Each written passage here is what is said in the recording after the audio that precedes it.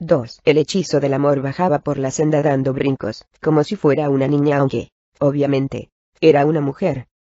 Su brillante cabello negro ondeaba alrededor de sus hombros. Sus ojos verdes chispeaban, y una radiante sonrisa le iluminaba el rostro. Acababa de hablar con él, con Hakasculi, de melancólicos ojos azules, pelo castaño ensortijado, y un mechón que le caía sobre el puente de la nariz. Y tan solo por haber hablado con él brincaba, en vez de andar, sin pensar en el barro que se le metía por los agujeros de sus viejos zapatos, o en la insípida cena que la aguardaba esa noche en casa. Nada de eso importaba. Ni los bichos, ni el agua sucia, nada. Había hablado con Haka, y eso le producía una sensación cálida y hormigueante que la asustaba, y al mismo tiempo, la hacía sentirse viva. Ironías de la vida. El estado de ánimo que le había inspirado su encuentro con el melancólico Haka, fue el que atrajo la atención de otro hacia su alegre figura.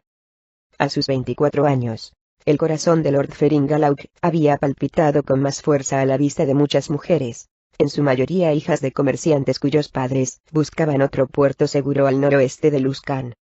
La aldea estaba situada cerca del desfiladero más transitado para cruzar la columna del mundo, donde esos comerciantes podían reabastecerse y descansar en el peligroso viaje desde 10 ciudades al Valle del Viento Helado, y viceversa. A Feringalauc nunca le había costado tanto recuperar el ritmo normal de respiración. Casi jadeaba mientras se asomaba por la ventana de su lujoso carruaje. Feri, ya empieza a notarse en el aire el polvillo amarillo de los pinos, dijo la voz de Priscilla, la hermana mayor de Feringal. Ella era la única persona que lo llamaba Feri, cosa que a este le fastidiaba sobremanera. Métete dentro. El polvillo es muy denso, y me hace estornudar. Ya sabes lo terrible que... La mujer calló y observó a su hermano con detenimiento, y reparó en que miraba algo con la boca abierta. ¿Feri?, preguntó. Se movió en el asiento para acercarse a él, lo agarró por el codo y lo sacudió. ¿Feri?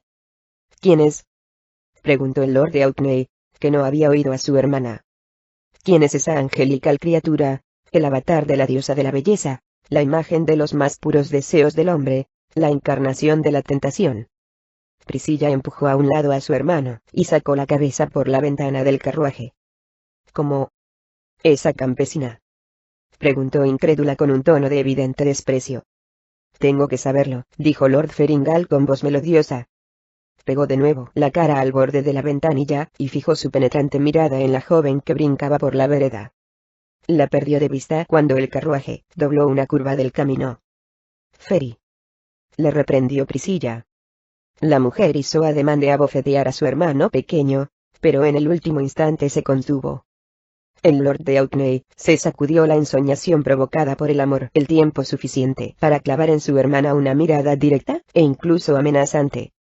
Averiguaré quién es, insistió. Priscilla se recostó en el asiento, y no dijo nada más, aunque estaba desconcertada por la típica explosión emotiva de su hermano menor. Feringal había sido siempre bonachón y tranquilo, y su regañona hermana que le llevaba 15 años, lo había manipulado fácilmente. Priscilla se acercaba a la cuarentena y nunca se había casado. En realidad, su interés por un hombre nunca había tenido otro objetivo que satisfacer sus necesidades físicas. Su madre había muerto al dar a luz a Feringal, y su padre murió 5 años después, por lo que Priscilla tuvo que asumir la regencia del feudo, hasta que Feringal pudo hacerse cargo, junto con Temigast, el consejero de su padre, y senescal del feudo. Para Priscilla había sido un excelente arreglo, ya que incluso después de que Feringal llegara a la mayoría de edad, e incluso casi una década después, su opinión había sido determinante en el gobierno de Aukney. La mujer nunca había deseado añadir un nuevo miembro a la familia, y había supuesto lo mismo de Feri. La señora Priscilla echó una última mirada hacia donde se encontraba la muchacha, aunque ahora ya estaban demasiado lejos. El carruaje cruzó a ritmo de paseo el pequeño puente de piedra que atravesaba una resguardada bahía, y conducía a la isla en la que se levantaba el castillo Auk.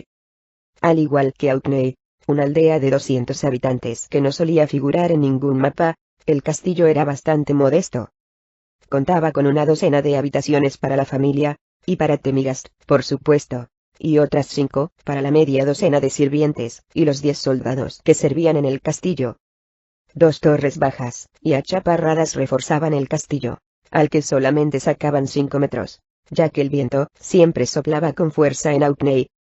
Una broma muy repetida era que si algún día el viento cesaba, todos los aldeanos caerían de bruces, de tan acostumbrados como estaban a andar encorvados. Debería salir del castillo más a menudo, dijo Lord Ferringal, mientras él y su hermana cruzaban el vestíbulo y entraban en una sala de estar, donde el viejo senescal Temigast pintaba otra de sus innumerables marinas. ¿Estás pensando en la aldea?, preguntó Priscilla con evidente sarcasmo. ¿O en las remotas granjas de Turba? Sea como sea, no hay más que barro, piedras y suciedad. Precisamente es en el barro donde una joya brilla con más intensidad, insistió el enamorado Lord, y exhaló un profundo suspiro. El administrador arqueó una ceja ante el insólito diálogo, y levantó la vista de su cuadro.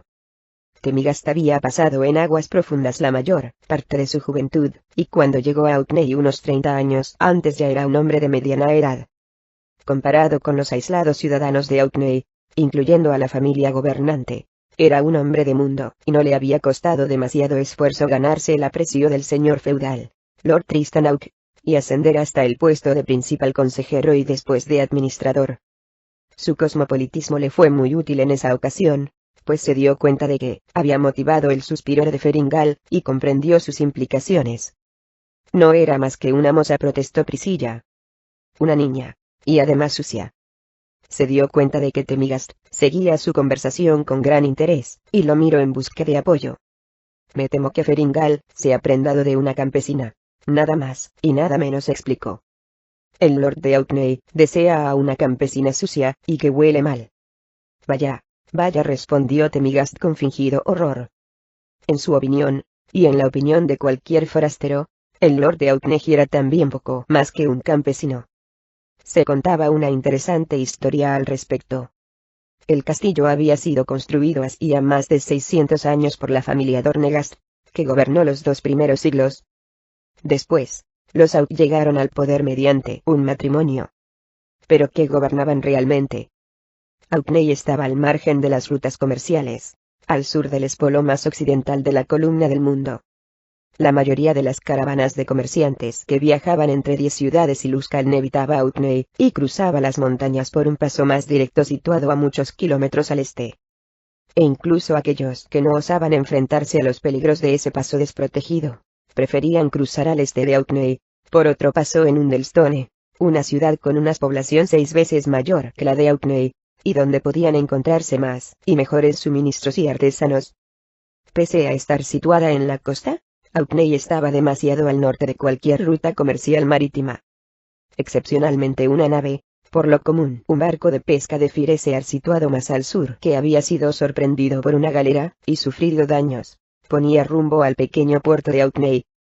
Algunos pescadores decidían quedarse en el feudo, pero la población se había mantenido más o menos constante desde que fuera fundado por el pícaro Lord Dornegast y sus seguidores.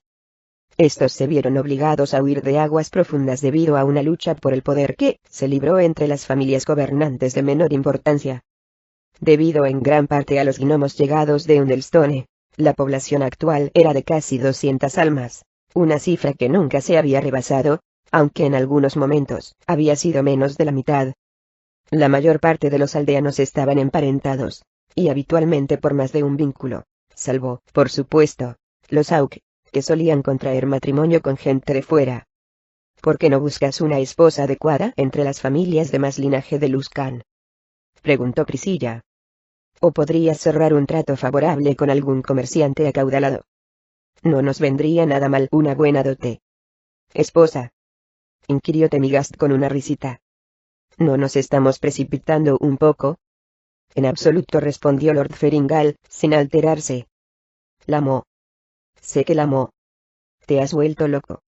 Se lamentó Priscilla, y Temigast le dio unas palmaditas en el hombro para tranquilizarla, sin dejar de reírse entre dientes.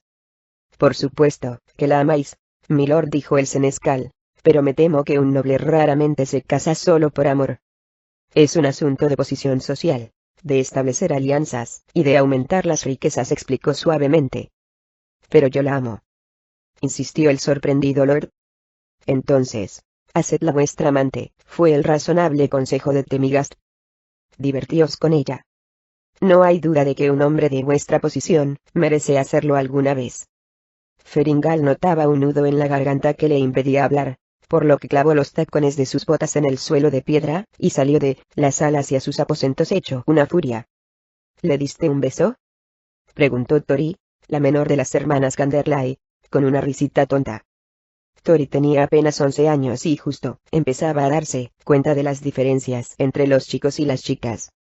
Su educación al respecto se había acelerado desde que su hermana Meralda, 6 años mayor que ella, se había encaprichado de Hakasculi, un joven de delicadas facciones, largas pestañas, y grandes y melancólicos ojos azules. Pues claro que no, respondió Meralda, al tiempo que se apartaba el largo cabello negro de la cara, de aquella hermosa cara de tez olivácea que, involuntariamente, había robado el corazón del Lord de Orkney. Pero seguro que quería, se burló Tori, y prorrumpió en carcajadas. Meralda la imitó, lo que equivalía a admitirlo. Claro que sí, dijo finalmente. ¿Y querías tocarlo?, la siguió pinchando su hermana pequeña. Querías abrazarlo y besarlo. Querido y dulce Haka. Tori fingió dar ardientes besos, cruzó los brazos sobre el pecho, colocó las manos sobre los hombros, y se dio la vuelta, de modo que parecía que alguien la abrazaba. Para allá, dijo Meralda, que golpeó en broma a su hermana en la espalda. Y tú ni siquiera lo besaste, protestó Tori. ¿Por qué no, si tenías ganas de hacerlo? ¿Acaso él no quería lo mismo? Para que aún lo quiera más, respondió la hermana mayor. Para que piense en mí todo el tiempo. Para que sueñe conmigo. Pero si tú lo querías, quiero más que eso, explicó Meralda, y si lo hago esperar, conseguiré que me suplique. Y si me suplica, lograré que quiera más. ¿Qué más?, preguntó Tori, obviamente confundida. Que quiera que sea su mujer, afirmó Meralda sin tapujos. Tori estuvo a punto de desmayarse. Cogió su almohada rellena de paja, y golpeó con ella a su hermana en la cabeza. «Oh, no lo harás», gritó Tori en voz muy alta. Un hombre rubicundo, con músculos muy desarrollados de trabajar en los campos de turba y piel cobriza por el sol y la mugre, corrió la cortina de la alcoba, y asomó la cabeza. Era Donny Ganderlai, el padre de ambas. Hace rato que deberíais estar durmiendo, las reprendió. Las chicas se metieron en la cama al unísono, zambulléndose bajo la colcha de áspero cuti forrada de paja, y se cubrieron con ella hasta la barbilla, sin dejar de reírse ni un momento. «Basta de tonterías», gritó Donny, que se abalanzó sobre ellas como si fuera un animal depredador. La escaramuza acabó en un gran abrazo que compartieron las dos chicas y su querido padre. «Y ahora, a dormir», dijo sosegadamente Donny. «Vuestra madre se siente cansada, y vuestras risas no la dejan dormir». Las besó a ambas, y se marchó. Por respeto a su padre y consideración a su madre, que últimamente había empeorado, las chicas se callaron, y se sumieron en sus pensamientos. La confesión de Meralda extrañaba y asustaba a Tori. Si bien no le hacía ni pizca de gracia la idea de que su hermana se casara y se marchara de casa, se sentía emocionada ante la perspectiva de que ella también se convertiría en una mujer como su hermana. Tendida junto a su hermana, los pensamientos de Meralda se adelantaban a los acontecimientos. Ya había besado antes a un chico, en realidad a varios, pero siempre había sido por curiosidad, o para aceptar el reto de sus amigas.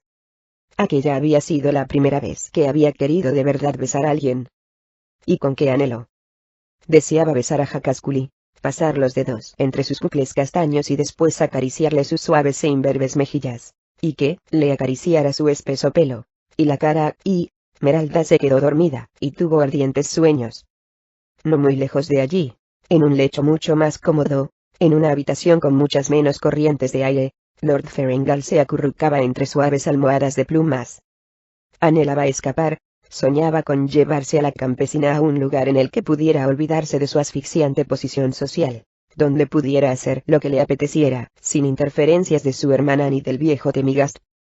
El ansia de escaparse era tan fuerte que Ferengale no encontraba reposo en su enorme y blanda cama, y al poco tenía la colcha retorcida y hecha un revoltijo en las piernas. Tuvo suerte de estar abrazando una de las almohadas, porque fue lo único que amortiguó la caída cuando rodó fuera de la cama y dio con sus huesos contra el duro suelo. Cuando logró salir de la maraña de la ropa de cama, empezó a dar vueltas por la habitación, rascándose la cabeza, y más nervioso de lo que nunca había estado. ¿Qué había hecho con él esa hechicera?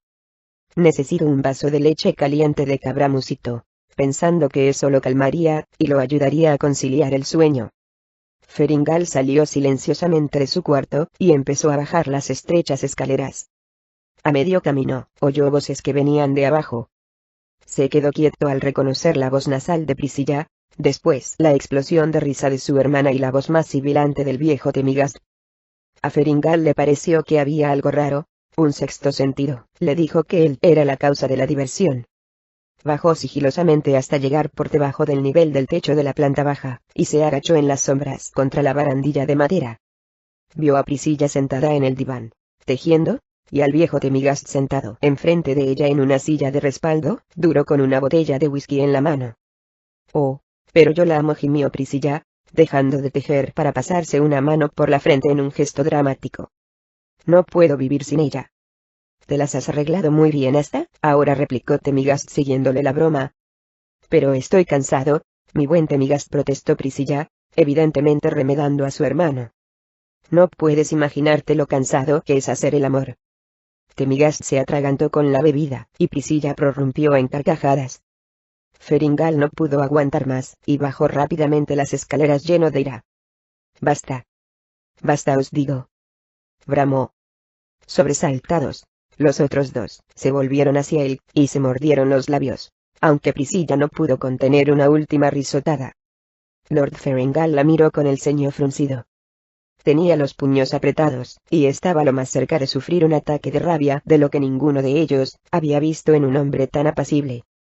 ¿Cómo os atrevéis?, exclamó con los dientes apretados y los labios temblorosos. ¿Cómo osáis burlaros así de mí? Solo era una broma, milord, articuló Temigast débilmente para reducir la tensión. Solo una broma. ¿Qué sabes tú del amor?, gritó Feringal a Priscilla, haciendo caso omiso de las palabras del senescal. Tú, que no has tenido un solo pensamiento lujurioso en toda tu miserable vida.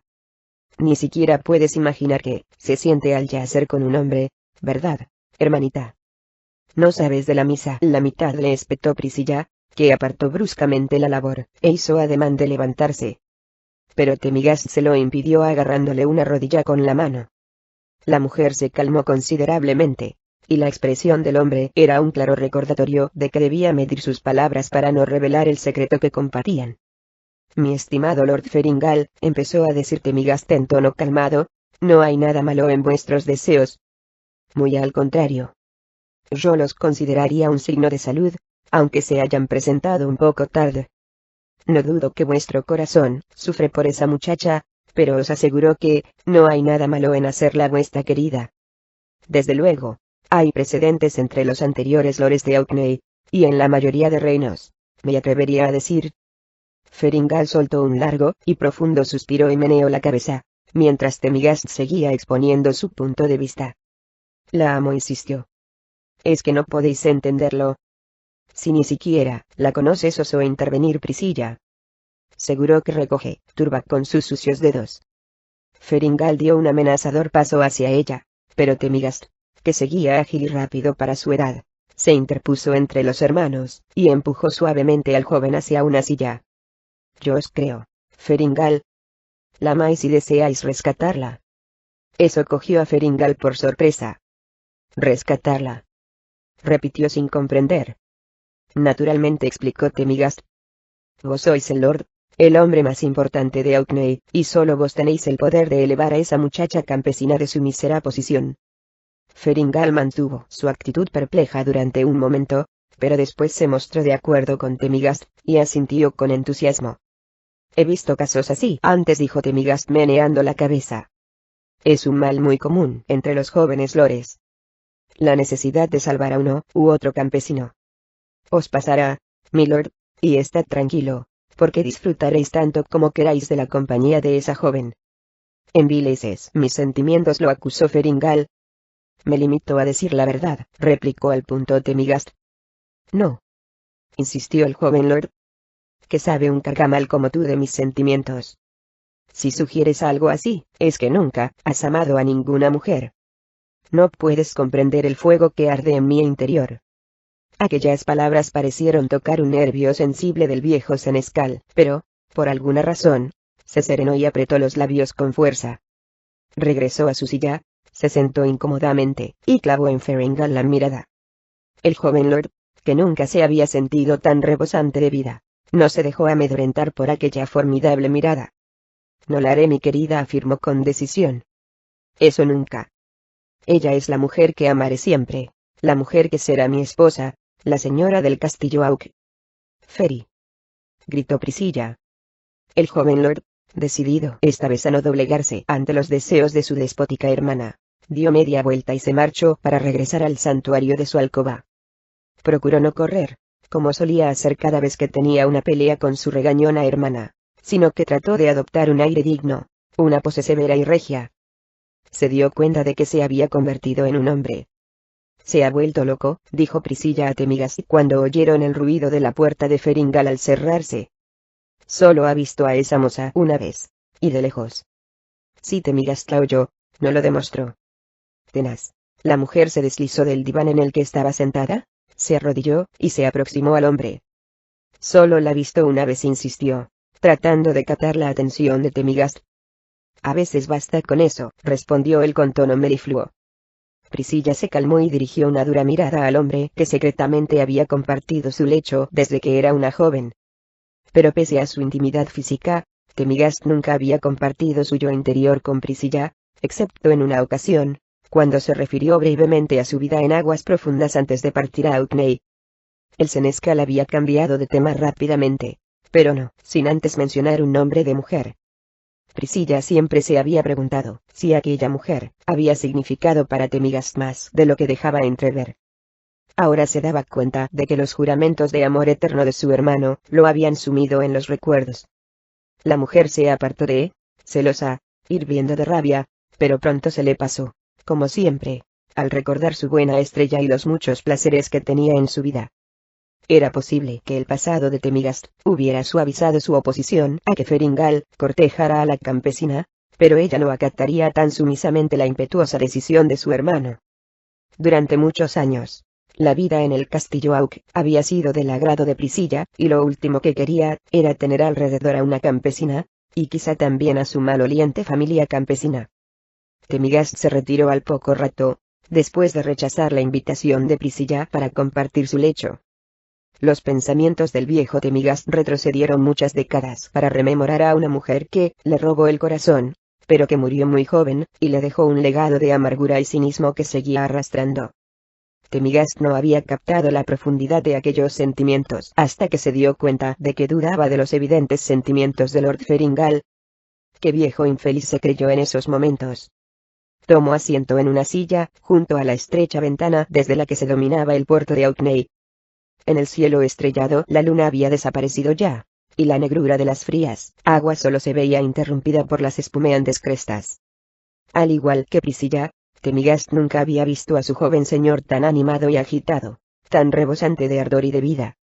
Ferengale siempre parecía envuelto en un humor sombrío, en una letargia perpetua, pero el ímpetu con el que había bajado las escaleras para proclamar su amor por la campesina, no tenía nada de letárgico ni tampoco la manera en que se había enfrentado a su hermana mayor. Aquella imagen le dibujó una sonrisa en el rostro. Quizás el castillo Auk necesitaba ese ardor, quizás había llegado el momento de que hubiera un cambio importante en el castillo, y en el feudo que lo rodeaba. Quién sabe, si con un poco de ímpetu del Lord de Orkney, la aldea conseguiría superar su ostracismo, y alcanzar la misma posición que sus vecinos más notables. Undlestone y Firesear. El Lord de Orkney nunca se había casado con una de las lugareñas, porque eran demasiado escasas. La mayoría de las familias vivía allí desde hacía siglos, y la posibilidad de que tantos siervos pasaran a formar parte de la familia gobernante, aunque fueran parientes muy lejanos, era una razón de peso en contra de los deseos de Ferengale. Pero la energía de la que había hecho gala el joven lord le parecía un argumento a favor de la unión, por lo que decidió que consideraría el asunto con extremo cuidado, averiguaría quién era la muchacha y vería si se podía arreglar algo.